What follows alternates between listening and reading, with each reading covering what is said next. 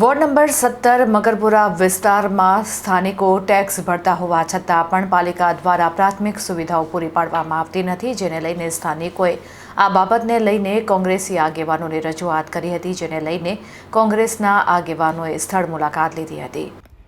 Ward number 17 ભાજપાના સ્થાનિક કાઉન્સિલરને ઘણીવાર રજૂઆત કરી હોવા છતાં કામગીરી થતી ન હોવાથી સ્થાનિકોએ વોર્ડ નંબર 17 કોંગ્રેસના પ્રમુખ પાર્થ પટેલને જાણ કરતા પાર્થ પટેલ દ્વારા સ્થાનિકોની સમસ્યાનો નિકાલ થાય તે હેતુથી શહેર કોંગ્રેસ પ્રમુખ ઋત્વિજ જોશી, મહાનગરપાલિકાના વિપક્ષી નેતા ચંદ્રકાંત શ્રીવાસ્તવ, પૂર્વ મંત્રી ભીખાભાઈ રબારીને જાણ કરતા કોંગ્રેસના આગેવાનો સહિત મોટી સંખ્યામાં કોંગ્રેસ કાર્યકરો પ્રજાની સમસ્યાને દૂર કરવા સ્થળની મુલાકાત લેવા પહોંચ્યા હતા। આ વિસ્તારમાં સ્થાનિકો ટેક્સ ભરે છે છતાં ગટર લાઇન તેમજ રોડ રસ્તાની સુવિધાથી વંચિત છે।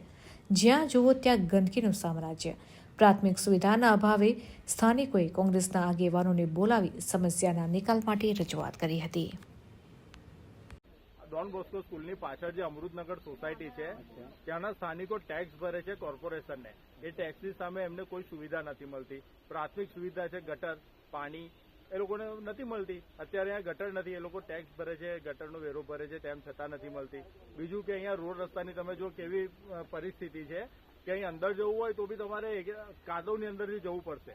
એટલે મારી તો આપના થકી એ જ માંગણી છે। અમે આના માટે શહેર પ્રમુખ ઋત્વિજ જોશી તેમજ ભથ્થુભાઈ વિપક્ષના નેતા પણ અહીંયા આવીને ગયા છે અને એમની રીતે પણ રજૂઆત કરશે। પણ આપના માધ્યમથી પણ એ રજૂઆત છે કે વહેલી તકે આ લોકોને સુવિધા મળે। આ તો કેવું છે કે ગરીબ વર્ગ છે, દલિત છે, એટલે એમને અમુક સુવિધાથી વંચિત રાખવામાં આવે છે।